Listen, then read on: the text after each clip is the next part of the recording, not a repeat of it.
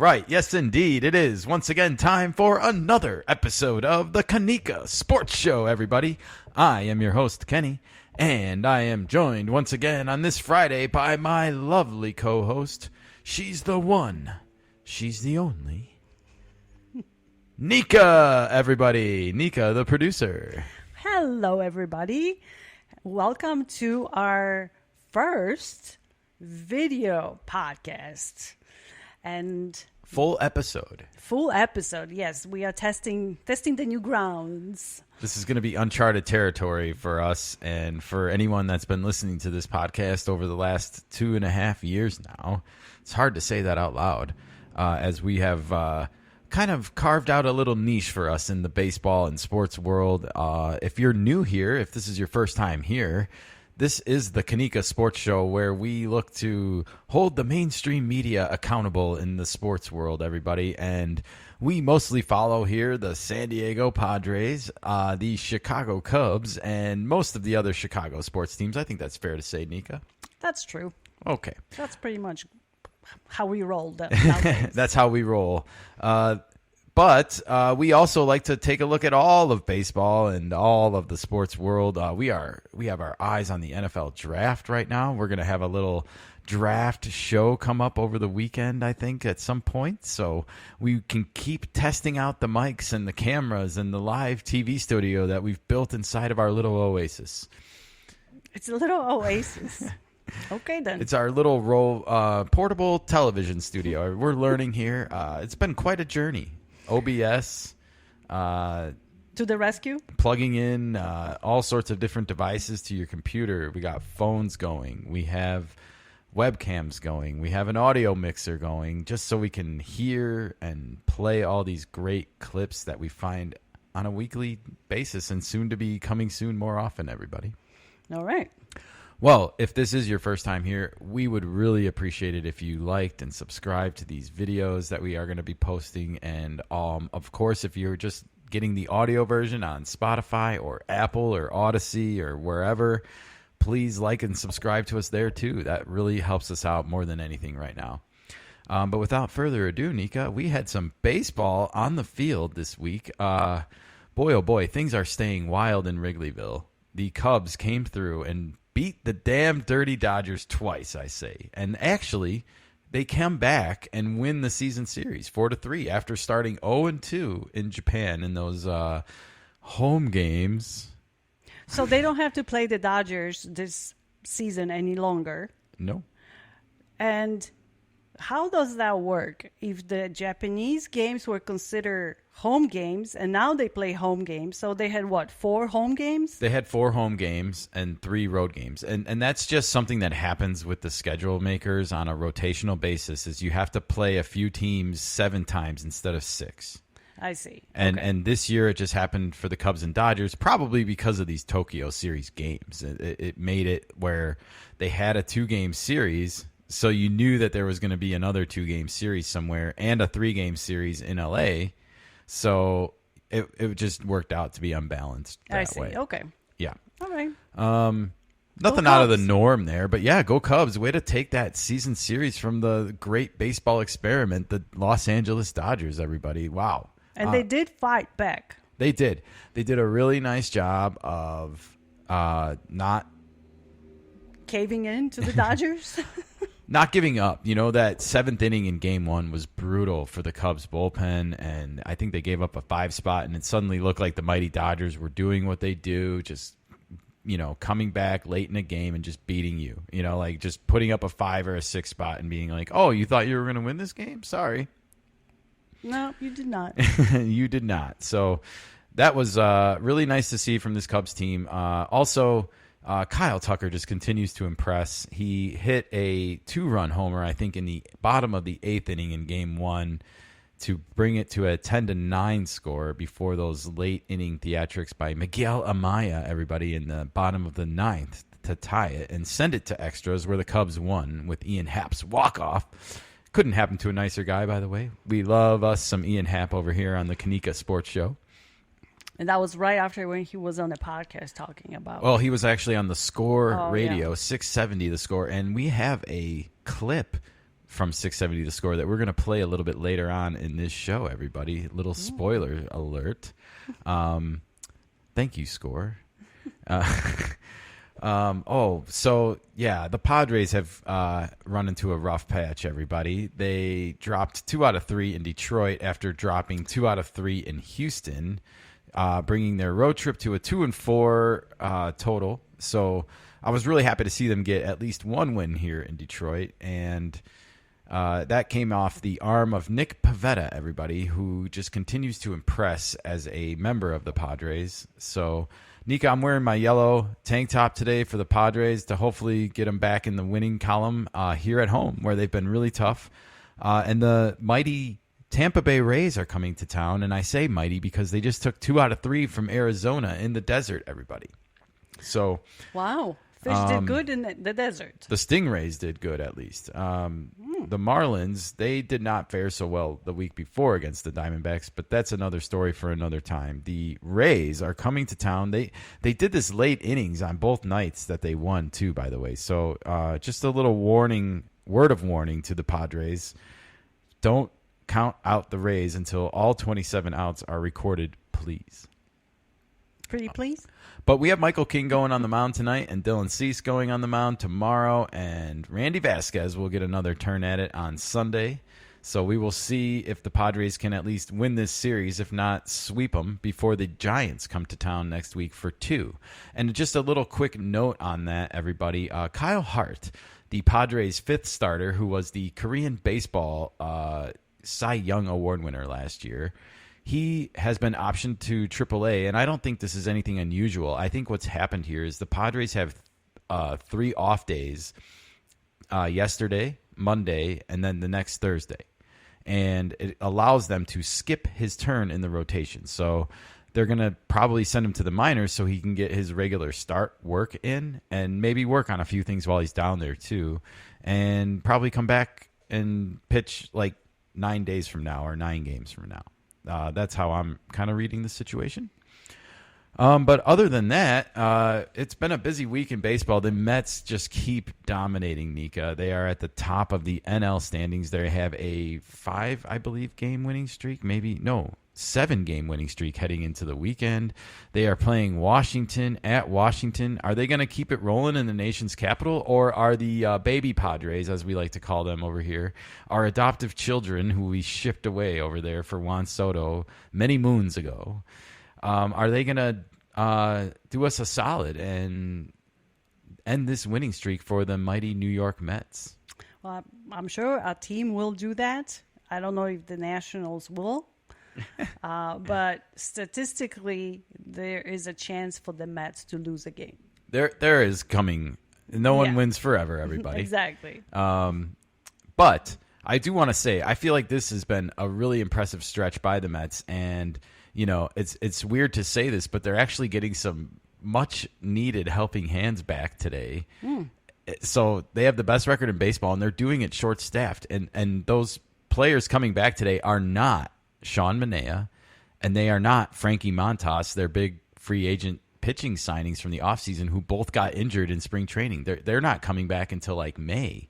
And I think that's what's really impressive about what the Mets have got going on right now, is they're doing it without 2 of these pitchers that they signed in the offseason, and they've been doing it without their catcher, who we have some news on coming soon. All right, well, it's been going on. The NFL draft is going on. We're still recovering from WrestleMania. We've been trying to put this live show together, and it's been eating up a lot of time. But without further ado, Nikka, will you please play the breaking news intro for us? Sure.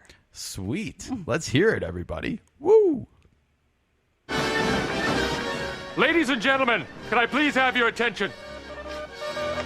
This bullet just handed to me. And I need all of you to stop what you're doing and listen.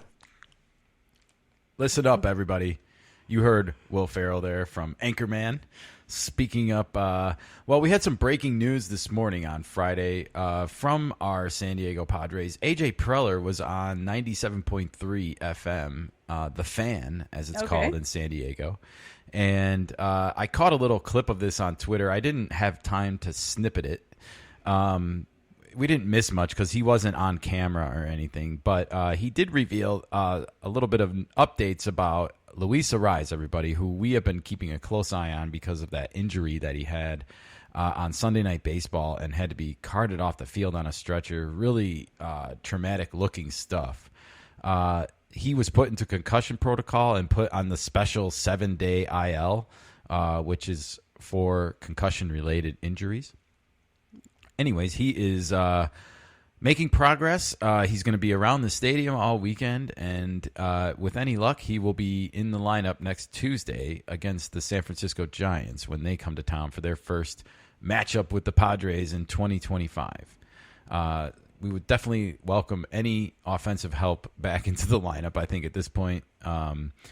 So get well soon, Luis. We miss you, buddy. And speaking of which, AJ Preller also had some updates on our guy, Action Jackson Merrill. I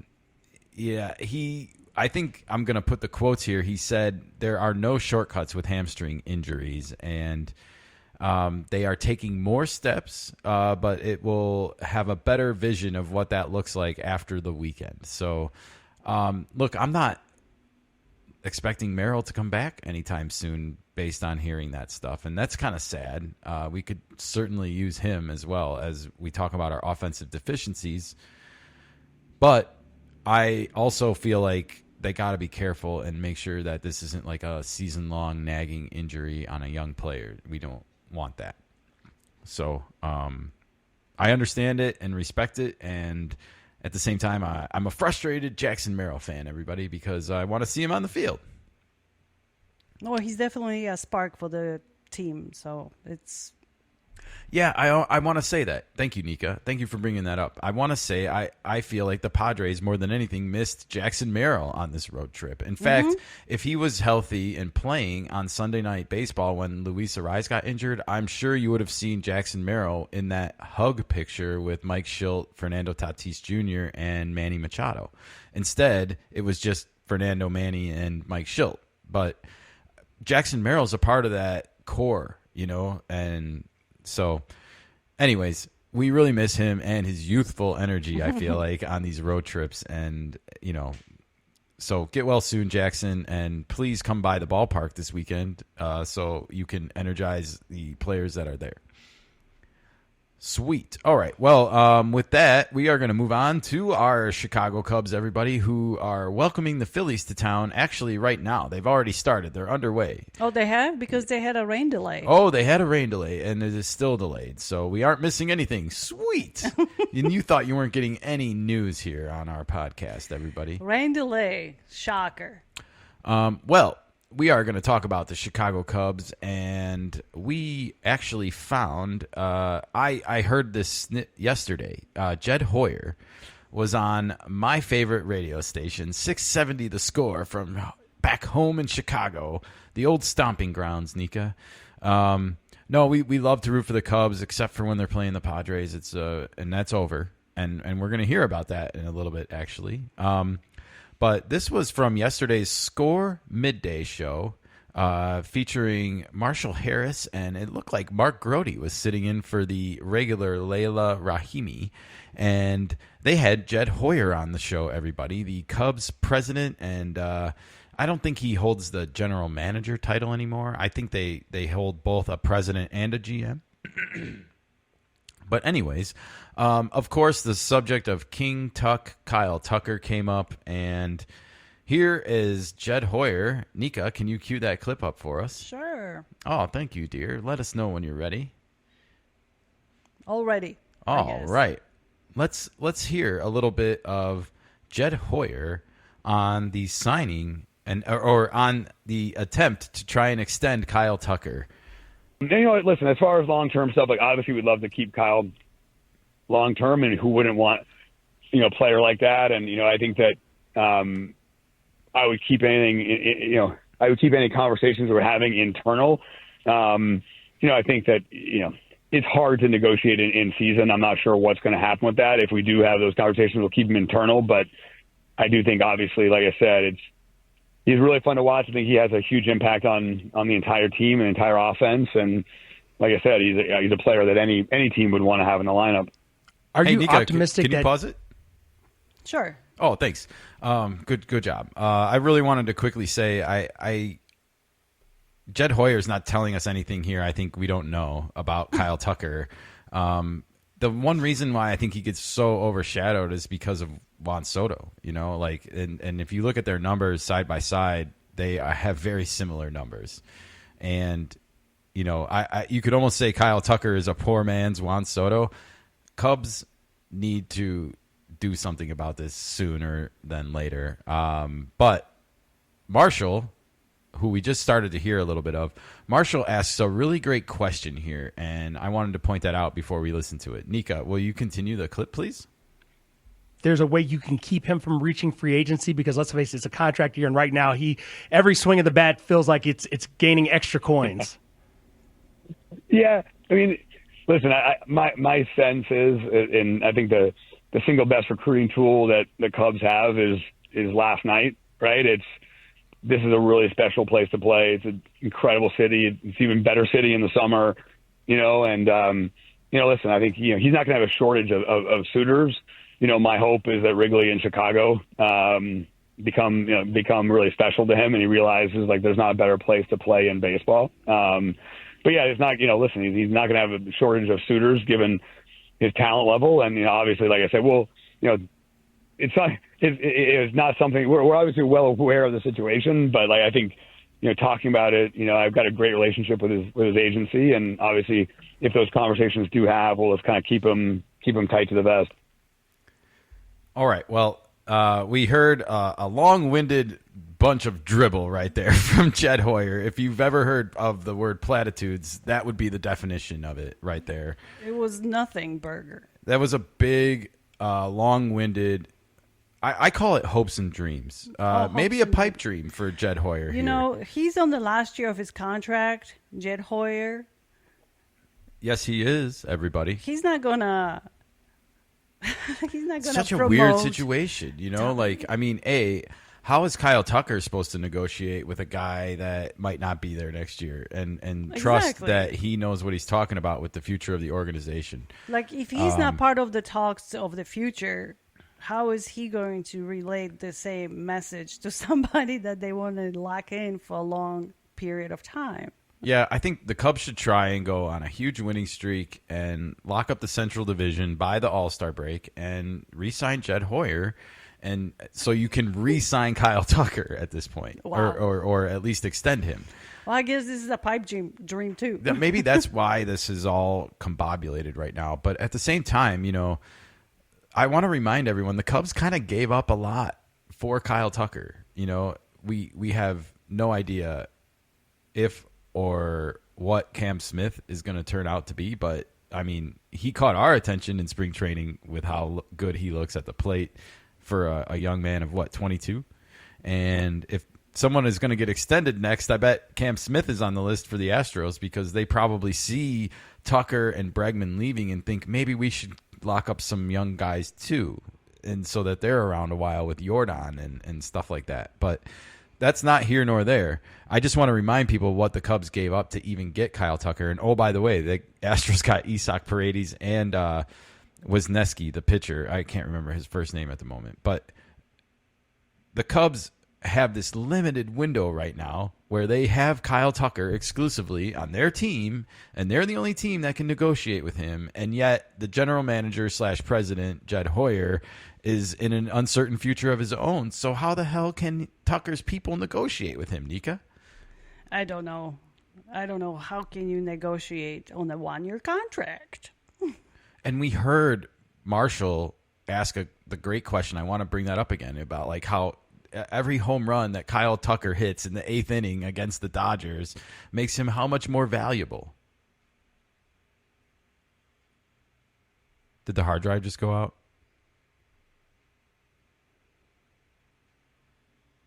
You cannot shake the table. It's that sensitive. Like if it wobbles. I don't think I did. Is it coming back yet? Yeah, it came back. All back. Okay.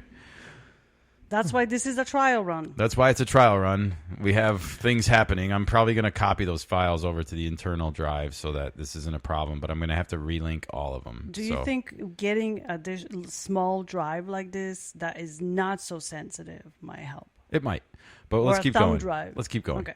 All right, everybody. Well, yeah, I feel like, just to recap this, like, this is a pipe dream for the Cubs right now, and I'm becoming more and more fearful that it's not going to happen. And, oh, by the way, Pete Crow Armstrong is becoming more valuable by the second as well. And we just saw the Jackson Merrill contract that got signed, which was 9 years, and it maxes out at $204 million.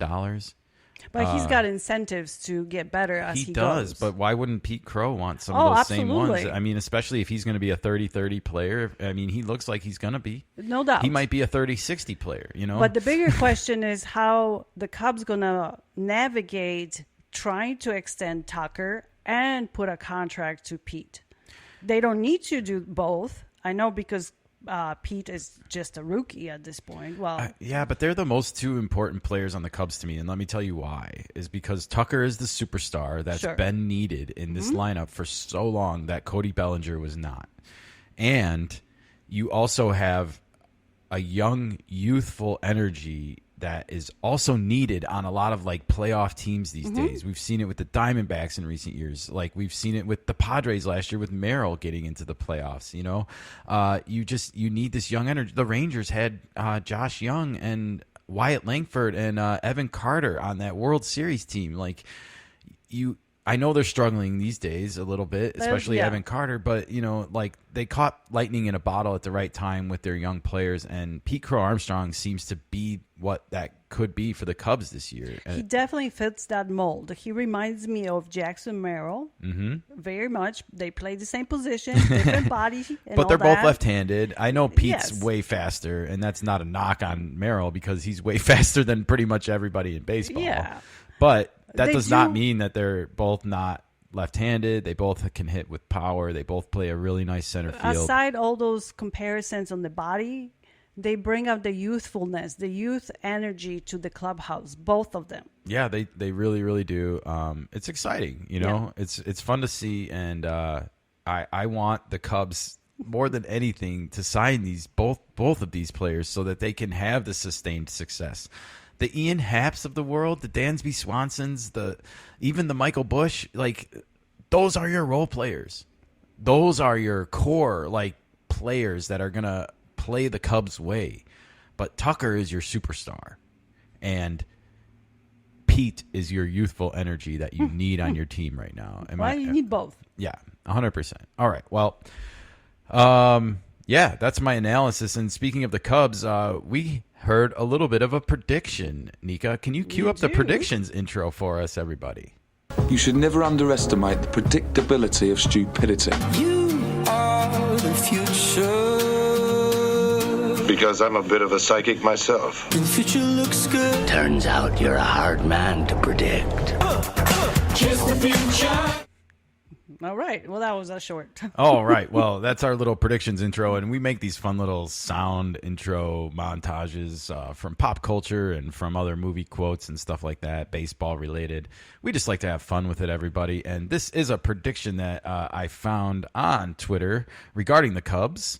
I'm sorry, it's X now, Nikka. I keep forgetting. I even have big X notifications coming up on my phone, and yet I still call it Twitter. It's like TiVo. It's always going to be TiVo to me. You're not the only one. I People know. always call this Twitter or. Well, sorry, Elon. I know you wanted to rebrand, but it's just not sticking. Okay.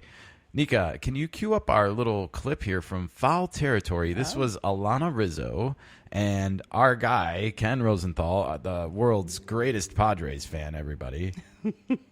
All right, ready? Hey, we give Ken a hard time on here, but it's all in good fun. Yeah, sure. All ready? right. Yeah, I want to listen to this clip a little bit because he had a little bit of a prediction about the Cubs since, well, let's take a listen.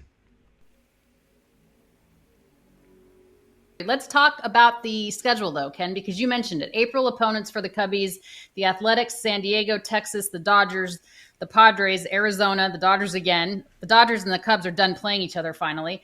Pirates, and the Phillies. Now in May, it gets supposedly a little bit easier, right? They have the Marlins, the Giants, who are a good team, the Mets, Miami, the White Sox, Miami again, Cincinnati, Colorado, Cincinnati. And they are done with LA, San Diego, and Arizona. So one would think that they got through the toughest part of their schedule, and maybe they can even, pad that lead a little bit. So the schedule, Ken, is in the Cubs' favor. Hey, can you pause it really quick?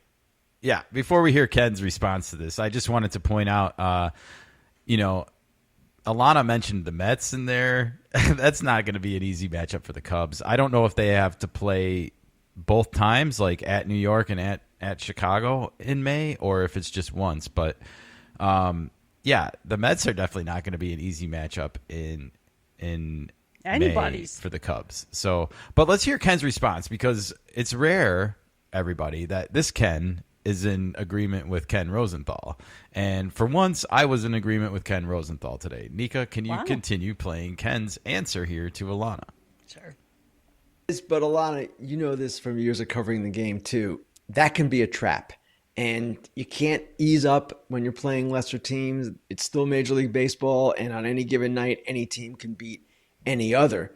And as someone pointed out to me yesterday with the Cubs, see, he brings up exactly what we've been kind of talking about, and that is that the gap of talent in Major League Baseball right now seems to be shrinking when it comes from team to team to team. And what I mean by that is like the best team in the league and the lowest team in the league, like that talent level is shrinking, as far as like the separation between those teams. And I feel like Ken is starting to get into that a little bit here. And so let's continue. Nice. He said, hey, the days when the Pirates are pitching Paul Skeens and the days when the Marlins are pitching Max Meyer, we can bring him into the conversation as well. Those days, those teams are like playoff teams. So it's not as easy as you think, but certainly just getting through what they've gotten through with the Dodgers, the Padres, and Diamondbacks, being done with those teams, that you would think is a huge advantage, because those three teams are candidates to be the best team in baseball too. So you're looking at that and just seeing what should be for the Cubs a little bit of an easier road. Now, whether they take advantage of it, whether they continue playing as well, that all remains to be seen. Yeah, Sahadav Sharma with this tweet after being an... Yeah, so that's the end of the clip, actually. I think I screwed up my export on that one, everybody. Okay. But that's what I really wanted to finish with. And I want to talk about this a little bit because he mentioned Paul Skeens, and he also mentioned Max Meyer on the Marlins, who had 14 strikeouts in his last start. If you didn't see, everybody, that's a lot for a rookie. But Paul Skeens, he mentions him, and Pittsburgh is in the Cubs division. They are going to have to see him a lot over the next few years. And in fact, by my math, Paul Skeens is pitching tonight in Los Angeles against Yoshinobu Yamamoto for the Dodgers. That is a primetime exclusive pitching matchup. I will be tuning in and telling you how it went on Monday. But in the meantime, 6 days from now, the Cubs are playing the Pirates. Not 6 days from now, but next Tuesday, Wednesday, and Thursday, after the Pirates play in LA, they are going back home to play the Cubs at home Tuesday, Wednesday, and Thursday. And by my math, that would mean Paul Skeens will pitch on the final Thursday game against the Cubs. And of course, why wouldn't he pitch against a division rival? That's a more important game. So crazy. And I agree with Ken. Like, those are not going to be easy games for the Cubs. And the bigger point here is that the Cubs should definitely not approach these games as easy, right? Like, they should not be looking at their schedule as getting easier. Am I wrong? I don't think anybody's schedule is getting easy. Teams come and go. They get better. They slump. They're never consistent. But throughout the season, they do get better because you play on a regular basis. There are 5 teams right now that are below the Marlins right on the schedule. Okay. On the standings in the National League alone. Mm-hmm. That means that the Marlins are in the top 10 teams in the National League. I mean, I know there's only 15 teams in each league, but they're at least in the top 2/3. So I guess this speaks to what I was just saying. The talent gap is shrinking every day, every year. And we've always said the Marlins are going to be good someday. The Rockies are going to be good someday. The Nationals, I think they're good right now. They're below the Marlins, but they're a fun team to watch. So there's no easy outs in this league, everybody. And every team is getting better as the season progresses. You can't overlook this. You cannot. Even the mighty White Sox or the Rockies, eventually they do get it together. So I've heard in other media around Chicago, also on the Score this week. I didn't clip it, obviously, but I've been hearing other people talk about how the Cubs' schedule is getting lighter, and I just don't like this mentality. And my advice to the Cubs and the Cubs players is to just ignore all this. Ignore it. So let me ask this. So if everybody thinks their schedule is getting lighter, does that mean they're not going to go and play the games as competitive as they have been? No, and these are the most competitive people in the world. They play professional sports, everybody. They did not get to where they got to by not being competitive. Go Cubs. Go Cubs. Yeah, it's been really fun to hear. And, I hope we get to hear a lot of playing the song this weekend. And we're working on our soundboard's a work in progress. So no Go Cubs Go on our show today, but we'll hopefully have it ready for Monday, as long as the Cubs do their job and beat the Phillies and it doesn't rain. All right. Well, speaking of Pittsburgh and the Pirates, everybody, Nikka, can you cue up the Bad Boys of Baseball intro for us, please? Sure. Thank you, my dear. You're cheating hard. You want to know why I cheated, right? I cheated. I was stupid. I embarrassed myself, my family, my teammates, my country, and my coach. Bad boys, what you gonna do? What you gonna do when they come for you? Bad boys, bad boys. Okay. All right, everybody. That was the Bad Boys of Baseball intro, and we found a bad boy of baseball on social media this week, and it was our guy, Tommy Pham, everybody, a former San Diego Padre. He's been a lot of things, actually. A journeyman. He's a true MLB journeyman, and he is a Pirate these days. I think that's the most appropriate team he's played for. I think so. If you don't know, Tommy Pham once got in a fight with another player before the game started over a fantasy football league bet, everybody, and some shenanigans with rosters and waivers and stuff like that. So don't mess with Tommy Pham and his money, everybody. Exactly. All right. Well, that aside, Tommy Pham got caught on camera last night in the Angels game, and I found this clip, and I wanted to share it with everybody. Nikka, do you have it queued up and ready to go? Yep. All right. Let's check out Tommy Pham. We're first going to see him field a ball in the field of play and get touched by a fan in the corner while doing so. And then we're going to see a little bit more as it goes on whenever you're ready, Nikka.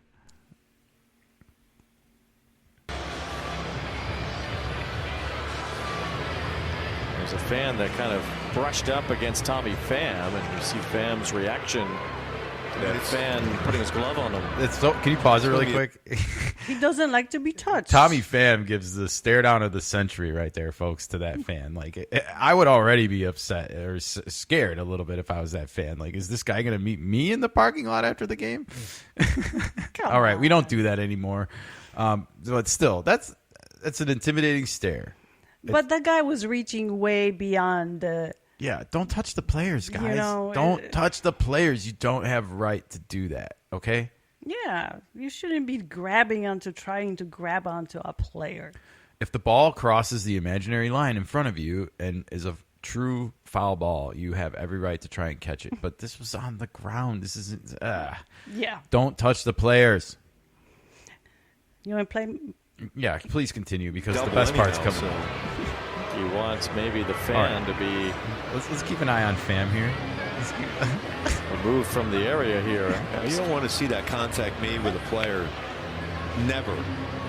That game in Houston where that fan ripped the ball on Mike Trout's glove, and the fan, well, there, Tommy Pham says hello to the crowd.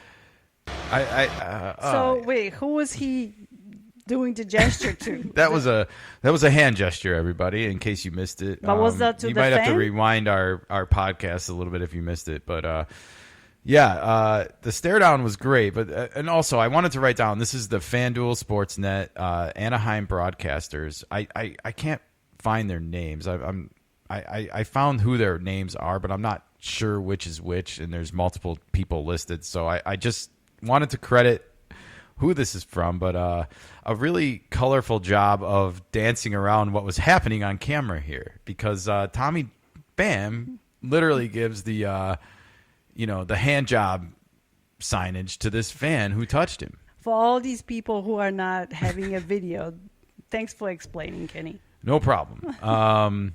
Yes. So funny stuff there. Funny line from the announcer about it, and just a really hilarious thing to get caught on camera. Now, do you think that he's going to get fined for this? Who? Tommy? Yeah. I don't think so. I do. Really? I think that's inappropriate to do at a game where there's kids. Like, okay. No parent wants to, in the middle of a baseball game, explain what the hell that was, and some of them might struggle on the spot to come up with an excuse of like what it was. So, he was churning butter, like, I don't know. We can offer some suggestions. He was spanking the monkey. He was, that's Scooby-Doo, everybody.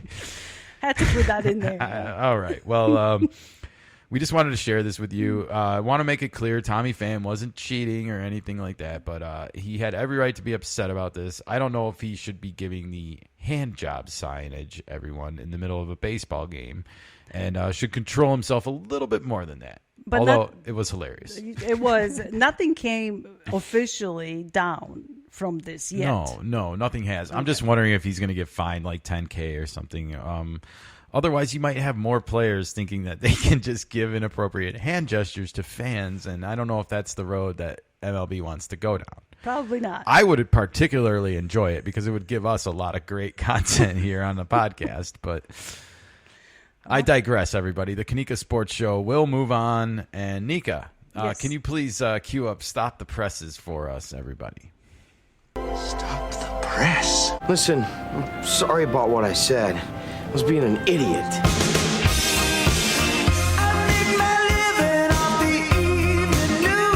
Excellent example of infield journalistic investigative technique. Therefore, your heinous comment will be stricken from the record.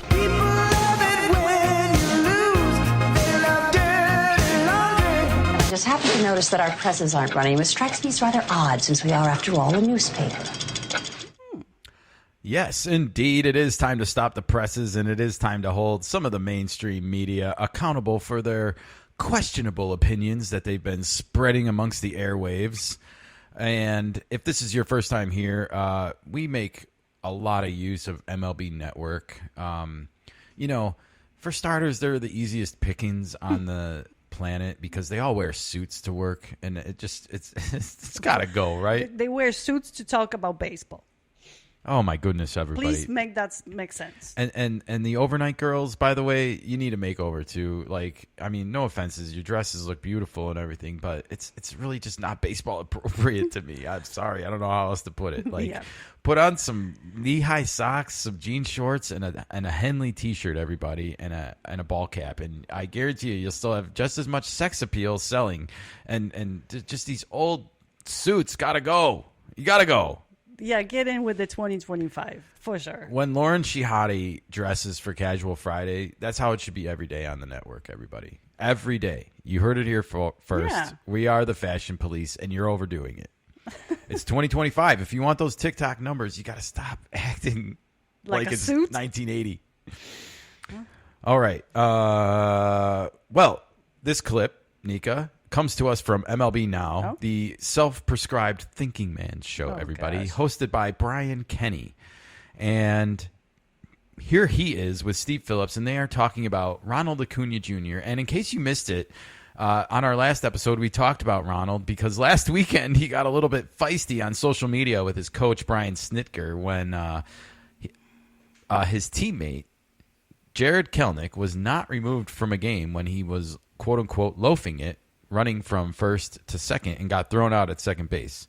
A similar play happened to Ronald Acuna Jr. back in 2019 when Brian Snitker was also still the manager of the Braves, and he was promptly yanked out of the game, everybody. And he was not happy about watching this unfold 6 years later.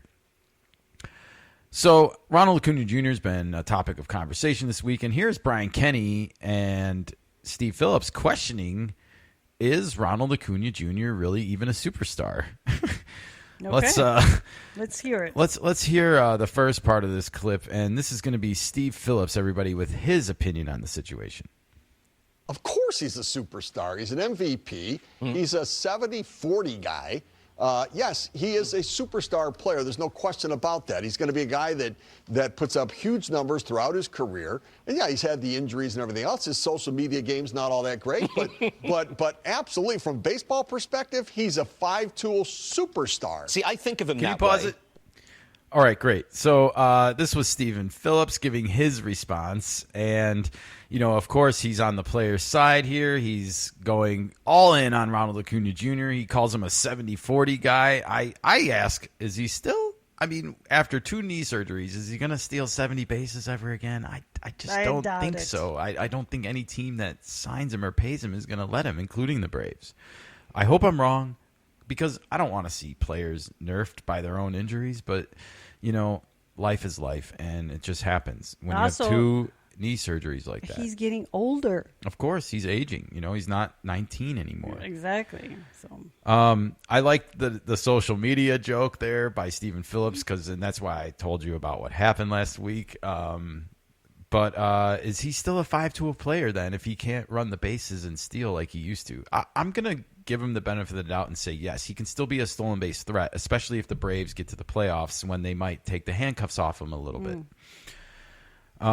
However, Brian Kenny had a little bit of a different response here, and Nikka, that means it's time for today's Daily Double.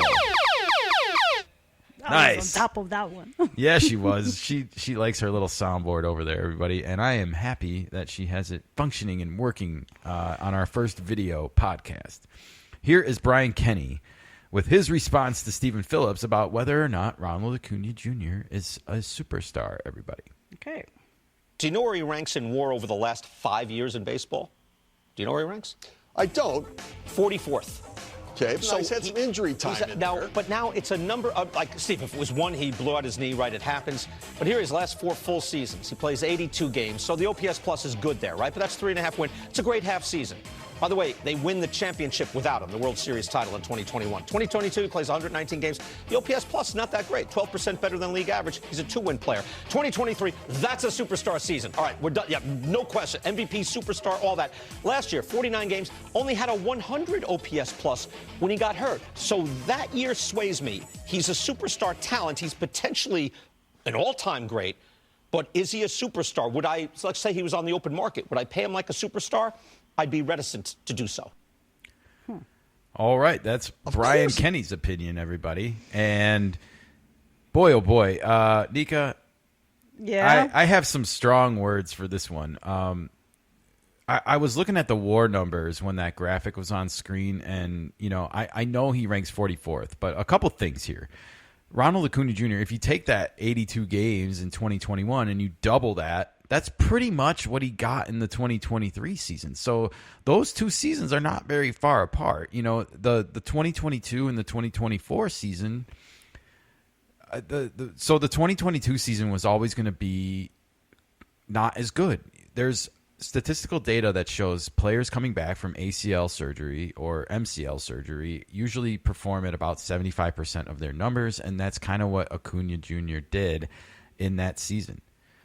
He followed it up with the amazing 40-70 season. My prediction is when he comes back this year, he's going to perform about similarly to how he did in 2022, which was going to be looked at as not great, but it's all a part of the recovery process. It's major knee construction surgery, folks.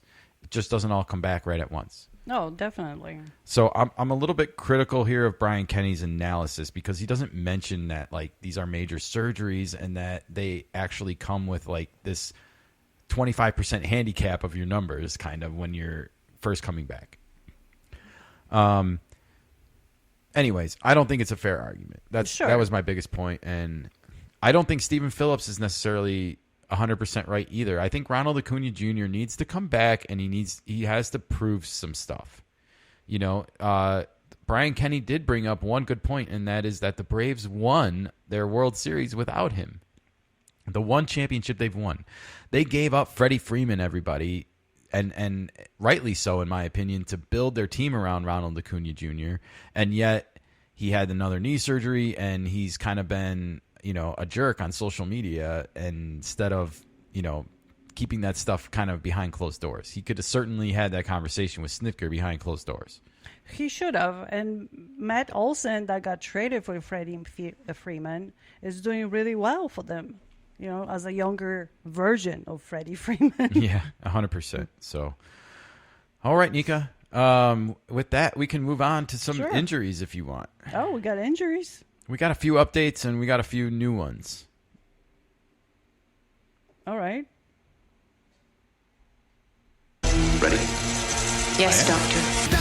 Doctor, give me the news. I must confess, you have an astonishingly good idea there, Doctor. Damn it, man, I'm a doctor, not a torpedo technician. Dr. Harris. What about torpedo you bags? concur? Is there anything you can do, doctor?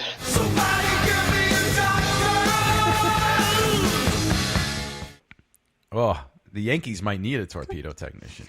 They might. They might. They are 15-10 right now, not doing too bad. All right, well, this is the injury report for Friday, April 25th, everybody. And I'm going to kick it off in L.A. with the Dodgers. Oh. It's Blake Snell, everybody. Again? Shut down. Again? Again. And again? And again. He was working on getting back into the rotation. He was already shut down for a little while. And after a bullpen session, he, quote, didn't feel great. So he was shut down on the road. He was traveling with the team. And I'm guessing we might get some more updates on this actually later today. But he's getting more imaging done. That's the diagnosis.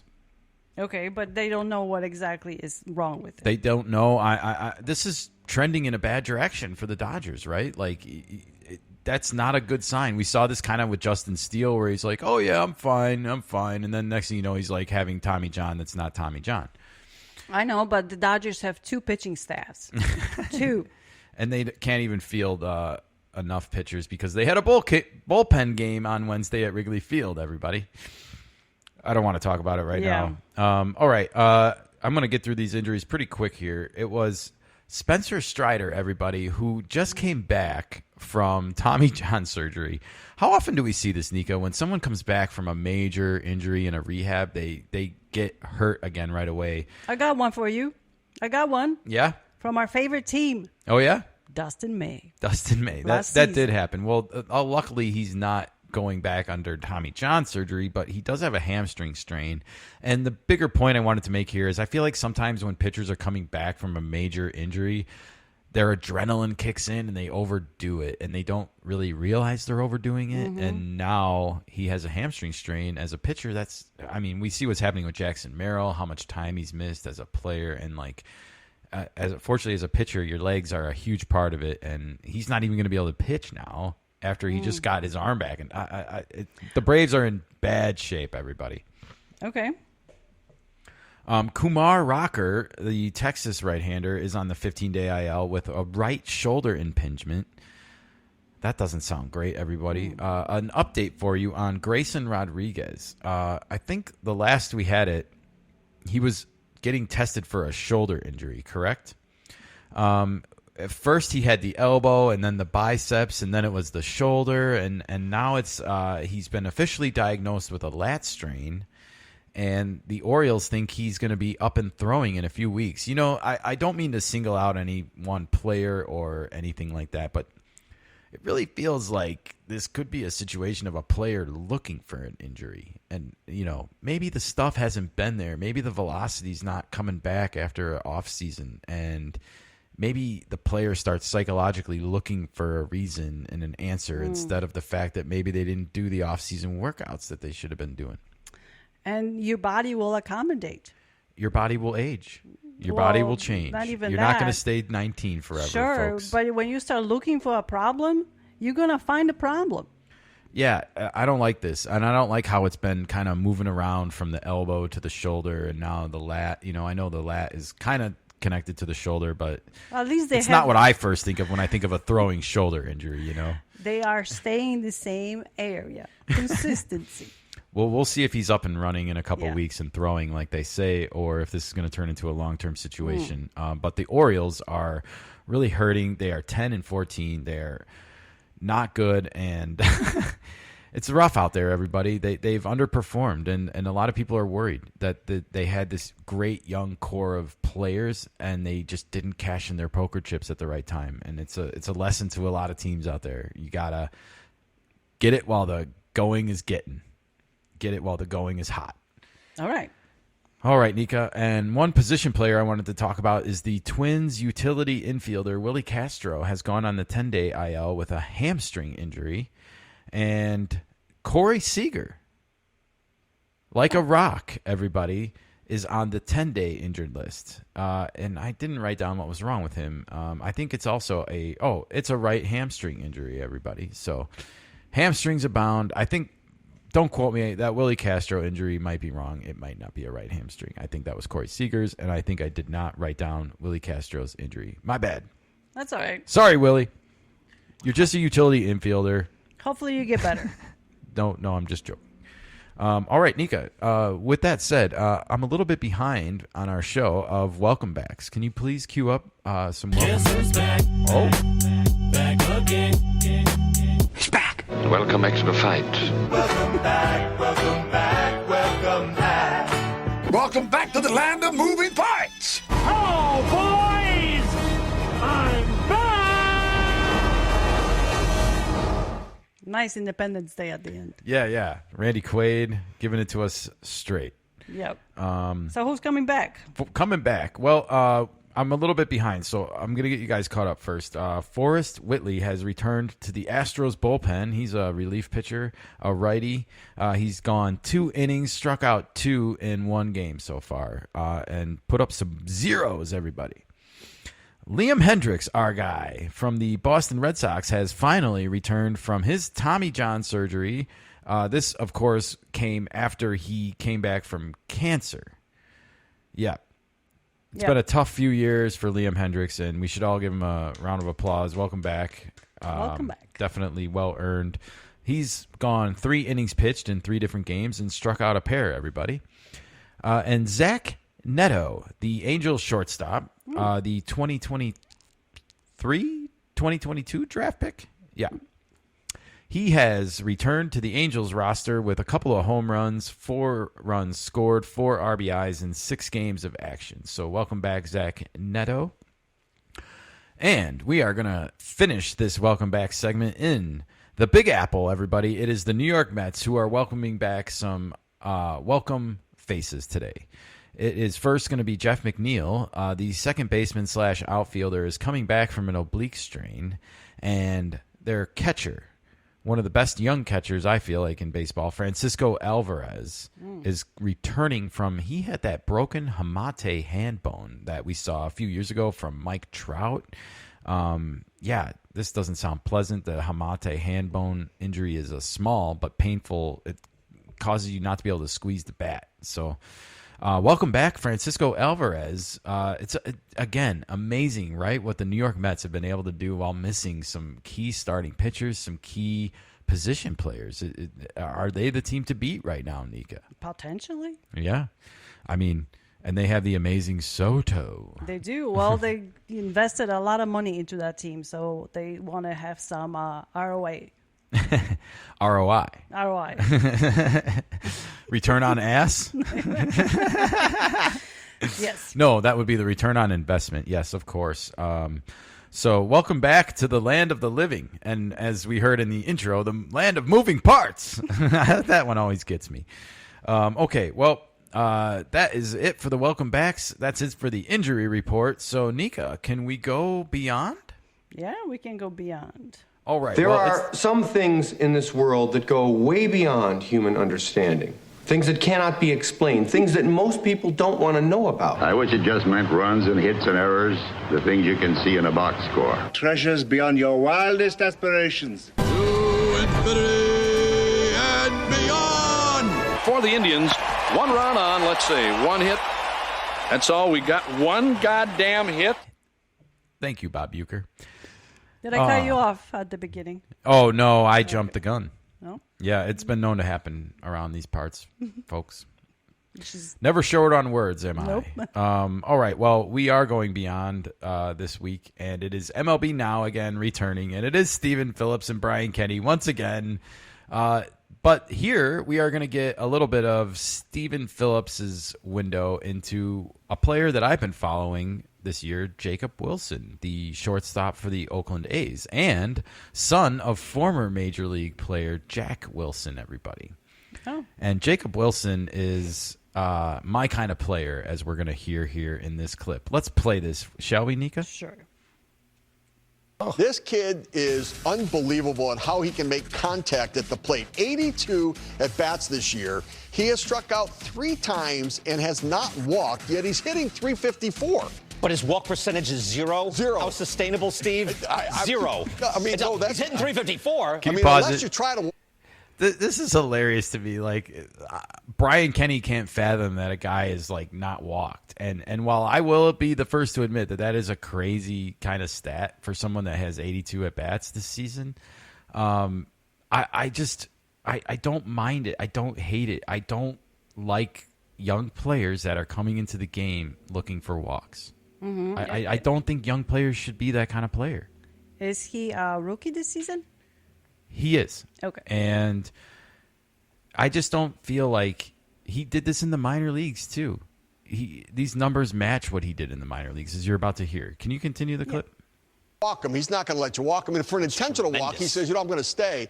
But he did this in the minor leagues. He's a 401 minor league hitter. He didn't walk in the minor leagues either. 22 walks, 20 strikeouts in the minor leagues, and 390 at bats. He's not doing the 3 true outcomes. God bless him, right? Like he's going against the grain for everybody else. Ron, what do you have? Unsustainable, but he comes from good stock. His dad, Jack, was a hell of a player. You know, this answer at the end by is that Eduardo Perez, I think, on the end. I don't know who it is. I'm sorry. But this quote about it's not sustainable. Like, hello, we have Luis Arraez, we have Stephen Kwan. Like, it is possible. It is sustainable. Maybe Jacob Wilson is that kind of player. Yeah. Maybe he's just the next great contact hitter in the game, everybody. Like, it certainly looks like it to me from my ears. And I think more young players need to come into the league with this mindset, you know, and you learn to walk as you get older because pitchers will stop pitching to you. Once you prove you can hit in this league, then they are going to start throwing you balls that look like strikes, and they're going to start throwing you strikes that look like balls. And that's when you have to adjust in the game and learn how to recognize that. But until then, everybody, you got to hit. And you got to swing. And walking is something that I feel like comes with maturity and aging because other teams are clued into you and they start pitching around you. Except when you are Juan Soto. Well, Juan Soto's a different exception. Sure. He's a kind of a case of his own, but he bothers me sometimes that I feel like he looks for walks too much, or he has a psychological perception that everyone says he has such a great eye on television, and he hears these things that he thinks he deserves every call in the book. And if he takes a pitch, it's a ball, everybody. And umpires oftentimes have minds of their own and decide not to agree with Juan Soto. So he gets caught looking sometimes, and I think that's why that happens. All right, well, I like Jacob Wilson a lot, and I'm going to keep watching him. He did walk, by the way, now. So he did finally get a walk this year. They jinxed him. One walk. Yeah, no kidding. You talk about the ultimate jinx. You know, as soon as they talk about it, it happens. But, yeah, I don't think he's going to walk 10 times this year. I'll be surprised if he does. But maybe he will walk more as the season goes on. Who knows? I don't understand this approach about contact hitters. Not everybody is going to be Aaron Judge or any power hitter. You know, it's baseball. You're supposed to get on base. Come on. Well, I like hitting your way on base. I know people will argue about this, but to me, it's just more demoralizing to the other team if you hit your way on than walking your way on. Whenever you see a walk, it slows the game down. I like action. I want the game to be fast paced. I want people up there swinging the bat. This is the major leagues. I didn't come here to watch professional guys walk. They need to walk and be patient when it's right, but I ultimately want to see them perform, and performing is hitting. All right. All right, Nikka. Well, speaking of the A's, we need to go to the show. Can you cue the intro? Did you hear what I said? I mean, I'm going to the show.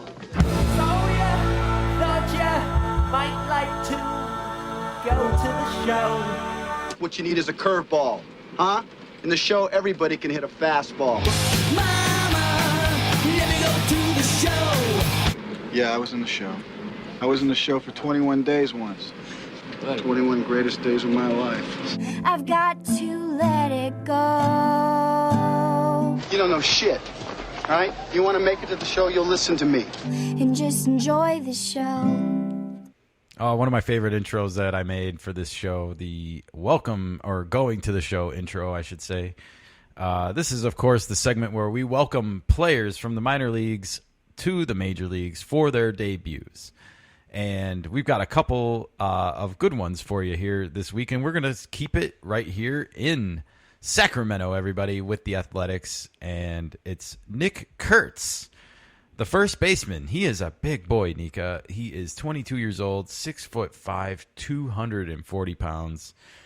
This is a highly rated prospect, and he got an RBI single in his first ever at bat the other night. Congratulations, Nick Kurtz, and welcome to the show. Guys, the A's, they're going to be good, especially that first year in Vegas in 2027. Keep an eye out. But they are not the worst team in the American League anymore, and the Marlins and the Nationals are not at the bottom of the NL anymore. The Rockies still are. And the White Sox. And the White Sox still are. But maybe they will see some sunnier days even as soon as this year. They got prospects that are coming up. The White Sox are manipulating their roster still, and the Players Association is probably going to be pissed about that. Also, the White Sox are like 10 years past on They that are. schedule. They are. The White Sox are in need of some desperate change, especially at the top. But it's neither here nor there. You know who it is time for? It's time for the Pittsburgh Pirates to welcome Matt Gorski, everybody, an outfielder first baseman, to Pittsburgh for his major league debut. And guess what? 2 hours after he got called up and added to the team, he hit his first major league home run.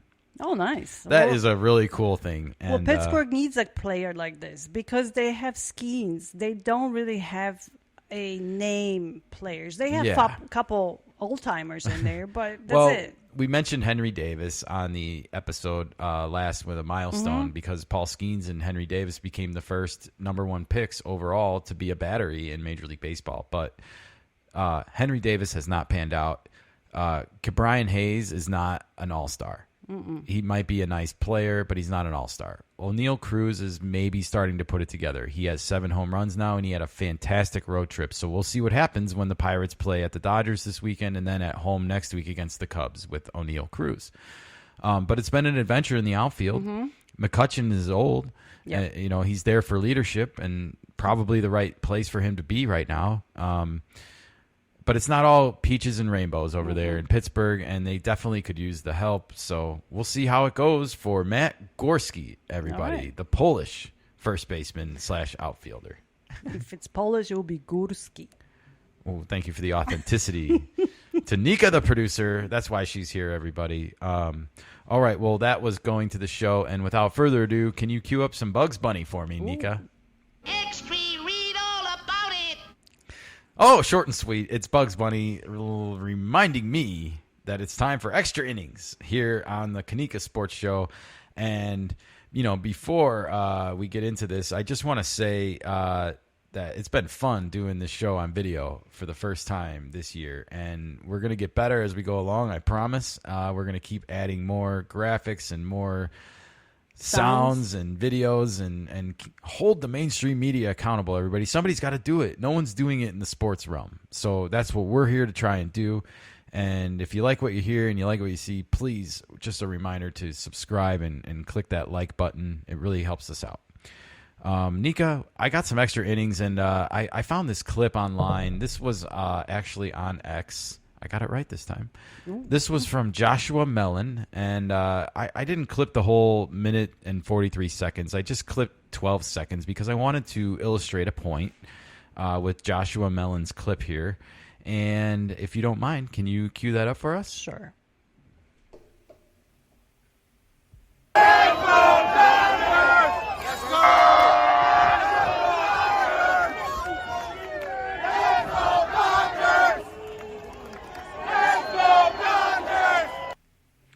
What's going on in Chicago? All right. Well, that was the LA Dodgers parade, everybody, in Wrigleyville. This was on Tuesday, I guess, afternoon before the evening festivities got kicked off at Wrigley Field.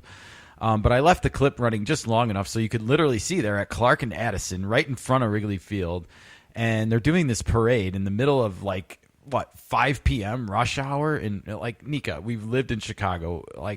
The entitlement around this to stop traffic, I'm kind of disgusted by this. I'm still stuck that they have following groupies.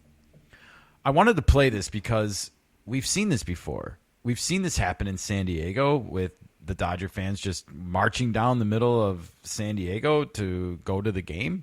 And here they are doing it in Chicago. I appreciate that they have this traveling road show going on with the Beatles or something of baseball. But at the same time, you shouldn't stop Chicago traffic. It's really rude, actually.